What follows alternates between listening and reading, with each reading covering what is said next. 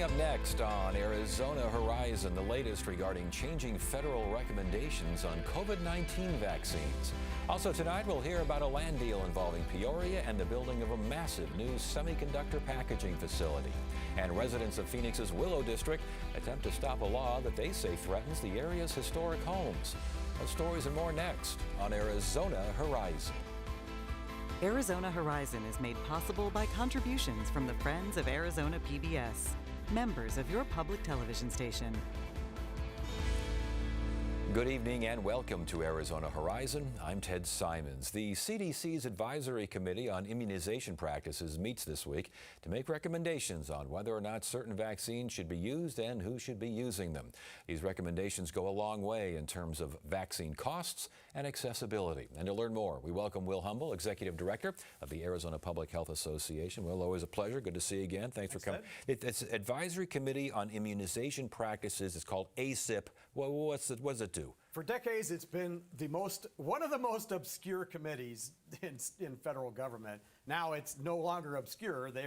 It's people were talking about it on the show, for example. So it's a committee that looks at the various vaccines that the FDA licenses, and then they make a recommendation about what populations should get the vaccine.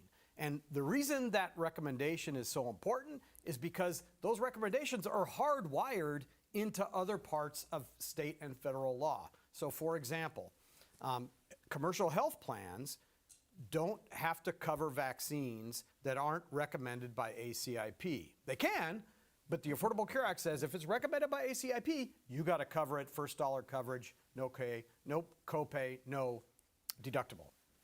Same thing with the Vaccines for Children program and Medicaid, our state access, they cover vaccines that are recommended by this advisory committee. So that's the pay-for side of things.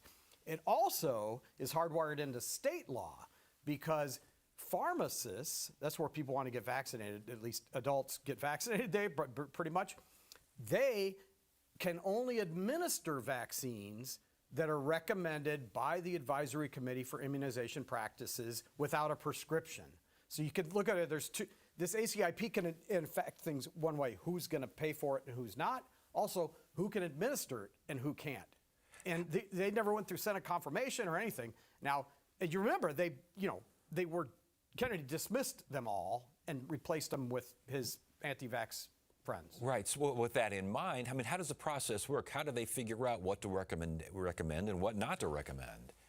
I'm familiar with the process as it's been for the last few decades, in which they have advisors and experts that are on committees that study it in advance of the meetings.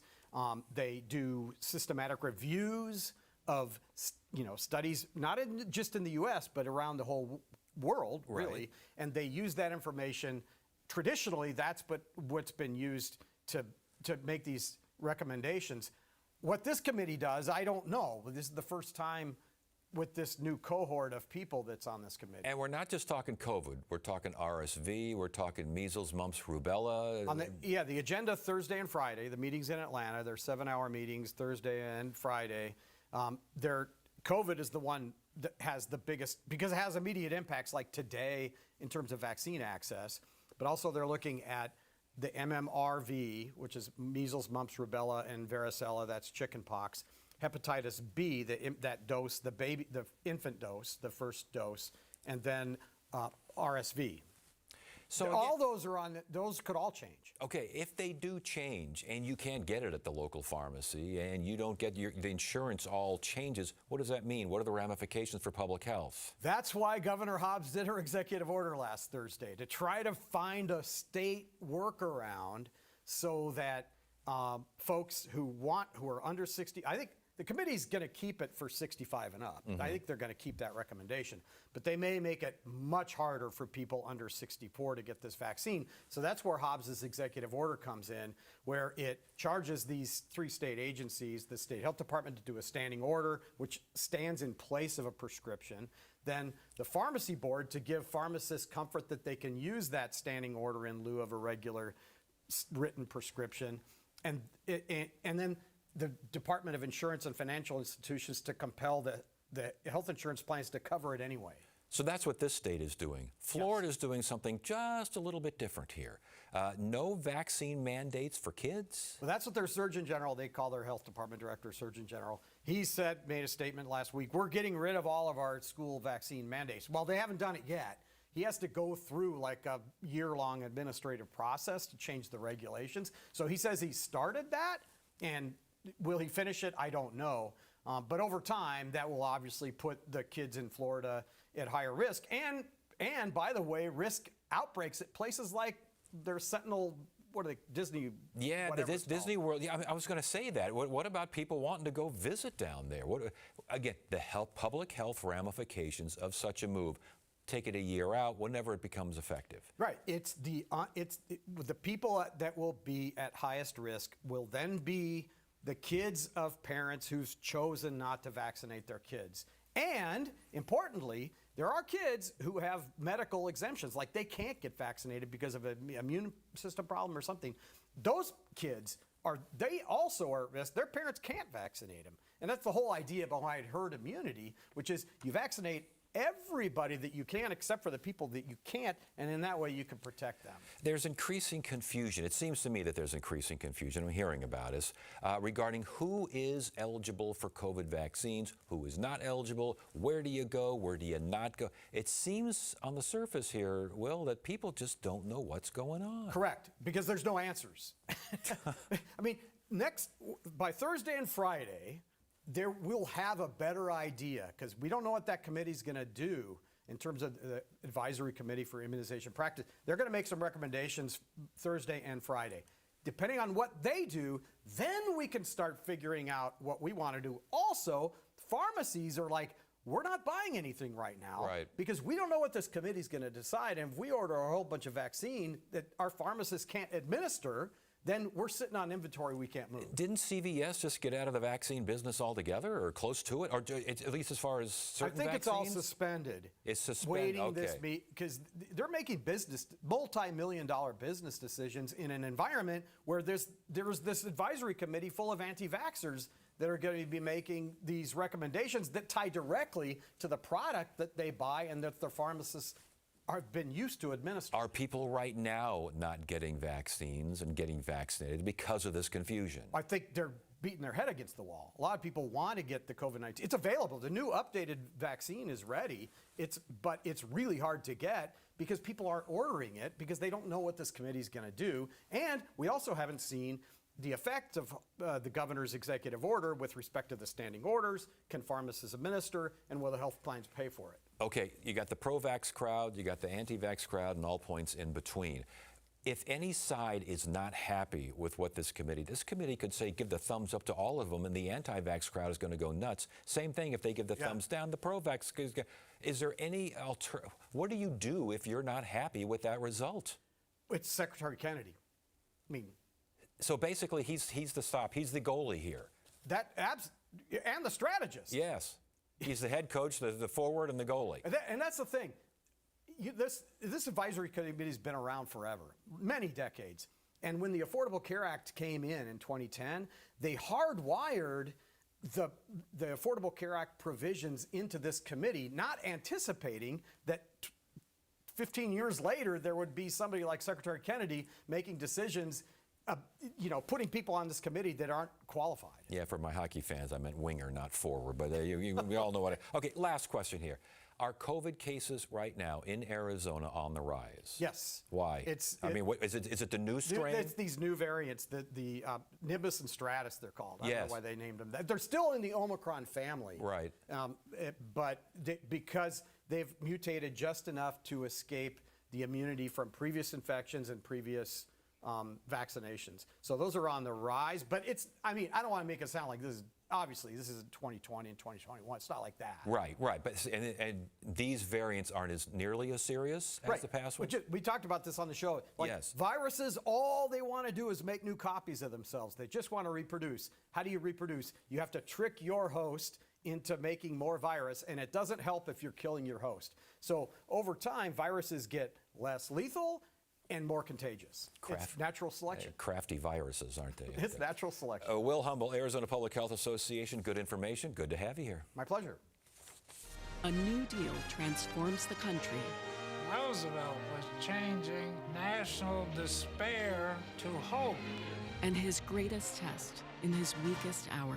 There was the President of the United States, helpless on the floor. The conclusion of FDR on American Experience. Tuesday night at 7 on Arizona PBS.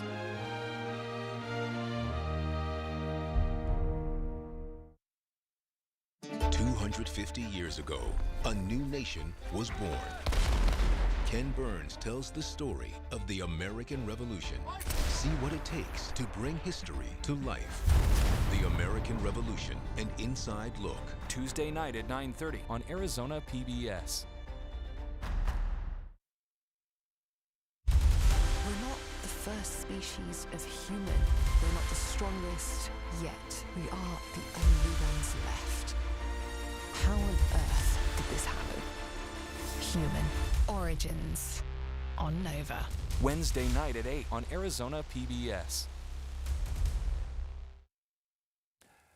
The city of Peoria was a successful bidder in a recent public auction of state land. The city plans to use the land as part of a development deal with Amcor Technology to build a new semiconductor packaging facility. And joining us now is the mayor of Peoria, Jason Beck. Good to see you again. Thank you for having me. Yeah, thanks for coming in. All right, so this is the city. First of all, how much land are we talking about here? So we acquired 840 acres altogether, but it's part of a greater partnership with Arizona State Land, which is over 7,000 acres, which we call the Peoria Innovation Core. I want to get to that core in just a second here, but where exactly are we talking about? 303 Lake Pleasant northwest corner. Holy smokes. Okay, so the idea is, and help me figure this out, because a land swap was involved, Amcor is involved. It is. What's going on? So what we were able to do is approximately in late 2024, Amcor had told us inside the city, some insiders, that they were going to go from 500,000 square feet to 2.1 million square feet. If you remember, we were talking about building an airport in North Peoria. We very quickly pivoted, and we went through the state land auction process, and we knew that we needed to pivot because we couldn't keep the 2.1 million square feet in a residential community area. So with what we were able to do is win this auction and then be able to swap the lands, and we were able to actually come out as a winning bidder for this. So the smaller land swapped comes back to the city of Peoria. Yes. And then the Amcor actually gets literally 140 acres approximately. So what happens to the smaller land? What's planned there? So we have Honor Health and Westmec actually coming in, and then a future hospital site as well. Wow. Okay. So Amcor's going to build this test facility on 100 some odd acres, something like that? Yes, sir. Okay. How much are they investing? So it's 2.1 million square feet. It's approximately $2.5 billion that are being invested. Apple's involved in this, so this is going to be a massive deal for the state. And what kind of jobs involved? So over 2,000 jobs, not including all the construction jobs that are going on, but over 2,000 jobs are planned for this location. But what kind of jobs? Are these jobs that can be sustained out there? Absolutely. So we've got everything from people that are actually doing the actual processing themselves, so all the way up to engineering and planning. So. And when it comes to the semiconductor supply chain, which is always a big deal around here and always a big deal around the country, massive factor. What does this do? So this adds to what I would classify as the TSMC bump, right? So with TSMC adding their 6 fabs, hopefully they build some more in the future, but the 6 fabs that are planned, this adds 2 fabs to that specific area to do all of the packaging for this. So the Amcor site will be the largest advanced packaging company inside the entire United States. This doesn't happen without TSMC, does it? It doesn't, but it really took the city employees to actually make the difference. I mean, we had to go to battle to make this happen. We took a lot of grief over it, and rightly so. I can understand, but it's the right thing for the city, and it's the right thing for the state. What kind of grief? What would the opposition? What would it be? You know, we because of the process with the state land deal and because of the auction process, we did not tell every single detail throughout this process. We couldn't, because we would have had other people enter the auction. So as this, I took a lot of hits from a lot of people, and we stayed the course to do the right thing for the city long term. So again, with 46.7, is that what I got? Something like that million? Yes, sir. Yes, sir. Okay, how's it paid? So we're paying it as we acquire the land itself, and then the overall process. So we actually have money that's going into infrastructure. So part of this is we get up to $500 million of reimbursed infrastructure. It's the first time in the state's history that a municipality in the state land deal has ever done that. but we're actually using tax dollars to be able to fund that. And then what we're doing is we're funding that, and then that goes through the whole process. Well, like 10% down and go from there, something like Yes, that? sir. Yes, sir. Something oh, yeah, okay. Yeah, All right, let's get back to this Innovation Core. Where is this? How big is this? What are the plans? It's massive. So it's 7,000 total acres. About 6,200 of it is actually developable altogether. Out of the 6,200 acres, or let's just call it 7,000, what this allows us to do is be able to go after every single company that is a subcontractor to TSMC and try to help work in that area. Right now, currently, 85% of our citizens leave the city of Peoria to work somewhere else. So they're traveling 35 minutes, 45 minutes, just one way, so an hour and a half, let's call it, just to be able to travel on a daily basis. Over 250 to 300 hours a year that our families are traveling. Our job as city leadership is to actually try to make sure that we're bringing those jobs and rehome our own employees so they can spend more time with their families, spend more dollars in their own city, and be able to just have an overall better lifestyle. And when we talk about jobs, you talk about sustainable jobs, and obviously you need certain training when you're walking at a prefab facility. Which is why WestMech's important. Exactly. That's what I was going to ask about that. The ancillary things. This thing is an accelerator for other businesses. What do you see? So it accelerates not only the opportunity for our children and our future. So that's why we were so able to easily recruit WestMech to actually come in there. Same thing for Honor Health. The WestMech facility will actually have programs to actually enter our students from all over the state into those programs in the semiconductor industry. Same thing with the medical industry as well. That's why we were able to capture Honor Health and actually move them into that area when we did the land swap. The future of our I say this all the time, if we want to keep our sons and daughters at home and our enemies at bay, we need to rehome these types of industries that are actually going to make sure that our cell phones and our technology is actually driven here. We saw that during COVID. You actually just talked about some of the aspects when it has to do with vaccines. When you look at how every single thing we use from our has a microchip in it, whether it's our cell phone or our key fobs or our vehicles, we need to bring those industries home, and that's what we're trying to do. Last question: timetable here for Amcor, timetable for the Honor Health WestMech aspect. Yes, sir. So we signed the deal on the 27th. The 28th, they started moving equipment. The following Monday, dirt started moving. So we did not waste any time. On October 6th, we actually have the official groundbreaking. So we're moving dirt on that official day, right before the SemiCon event that actually starts on the 7th. And so we're looking at a 2-year horizon where we'll actually start being able to put bodies to work out there. And that's at Amcor? Yes, sir. What about the WestMech? The WestMech and Honor Health, we're hoping that they will start construction in the next 6 to 9 months. All right, Jason Beck, Mayor of Peoria. A lot of things going on out there. We're moving it. Thanks for joining us. Thank you, sir.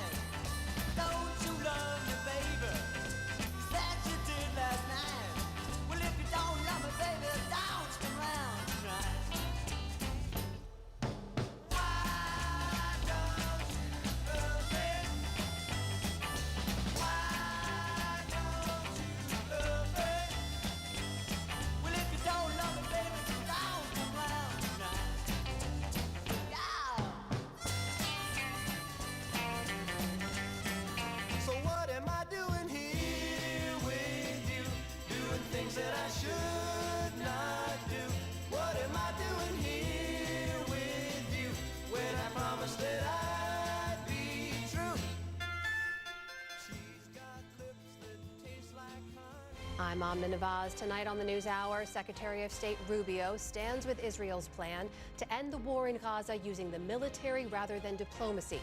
That's coming up at 6 on Arizona PBS.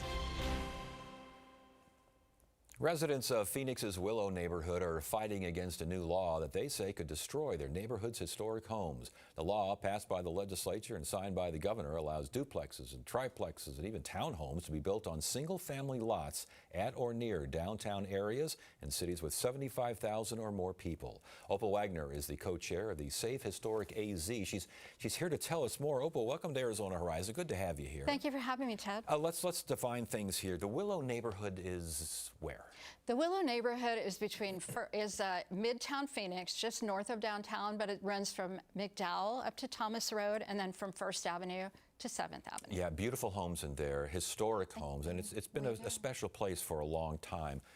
This law would possibly do what to that special place? Well, the law, which was passed as House Bill 2721, actually is a huge change for zoning to our area of Central Phoenix. And what it allows is middle housing is up to a fourplex on lots that are currently zoned for single-family homes only. And the idea, we've talked about it many times on the show here, the idea is that there is a lack of housing in Arizona, a lack of affordable housing in the Phoenix area. This is one way to attack that. Do the proponents have a point? They do have a point, Ted, and there's actually no question that Arizona does have a pretty severe housing shortage at this time. We feel as though we've addressed that in our central area of Phoenix. Phoenix has 15 urban villages, and our village is already the most densely populated in Phoenix. And we have also had approved or recommended many housing projects, middle housing and high density housing in our area already. And we feel as though we can have that density and still maintain our historic districts. How big are those properties in the Willow District? The properties in the Willow District are an average lot size of about 6,500 to 7,000 square feet. Yeah, that's not a lot of space. It is not. It is not very large compared to some of the lots and home sizes in most of Phoenix. We're smaller than that. So is it big enough to add additional housing that can actually house human beings instead of like a dog house or something? It could. If the historic homes were to be torn down, that you could actually build a fourplex if it's 2 on top of 2. Well, that's what I don't understand, the idea of tearing down. The idea of even messing in a historic district with a historic home. My experience along those lines, of what I've heard certainly, is that you got to jump through a lot of hoops and hurdles just to touch a historic home, and especially in a historic district. Are you saying that you could actually blade these places now? Yes. There are a few hoops and hurdles a developer who wanted to do this would have to jump through. There is a demolition hold for historic properties, but once that demolition hold is gone, there really is no further protection from someone who does want to blade the lot and build a fourplex. But wouldn't there be permitting, a whole raft of permitting that would be needed? There will be permitting done. However, the state legislature's law states that this is by right. So if someone wants to come in and build a fourplex on a historic home property, it is by right, and so bypasses a lot of the hearing process that is in place currently. Hearing processes that would include neighbors saying don't do it, or neighbors saying this is going to affect the worth of my home, the real estate price. Exactly. All of that? Exactly.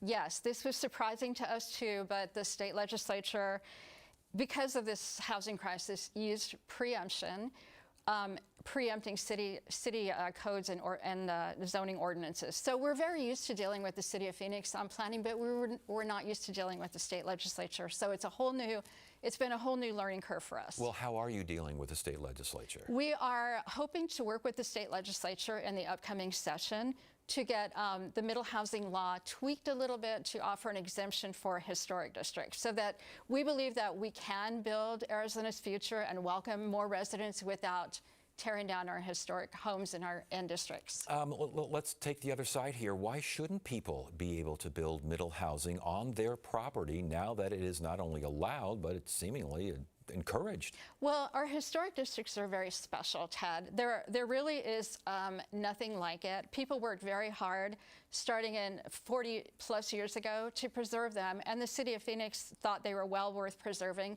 and put special planning districts in place to do that. So the homes are as special. We see a lot of homes today that are, you go into the neighborhood, they're beautiful homes, but they all look somewhat alike, very cookie cutter. When you come to the historic districts, it's a very different story. We have architectural styles of all different types by a lot of different builders, a lot of different architects, and people love coming in. When I have visitors there, that's the first thing they'll say is, I love your neighborhood because all the homes are different. And yet lawmakers will say, I love the idea of making housing more accessible and more affordable, and this is a tool in the toolbox.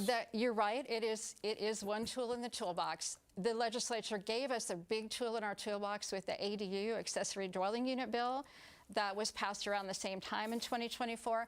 And that is a great solution for adding density to historic districts, because you can build an ADU in your backyard, subordinate to the historic home, and you will walk down the street and see all these lovely historic homes and never knew there are 1 or 2 ADUs in the backyard. So that is a way of adding density that's compatible with historic preservation, and that's what we want to see. So this isn't so much NIMBY as no blading. No, exactly. We're not NIMBY. We feel like we have welcomed a lot of neighbors in. We are neighbors for more neighbors, and this is just asking the state legislature to give us a little bit of carve out to save our historic districts. All right, Opal Wagner again, Safe Historic AZ co-chair. Good to have you here. Thanks for joining us. Thank you, Ted. And that is it for now. I'm Ted Simons. Thank you so much for joining us. You have a great evening.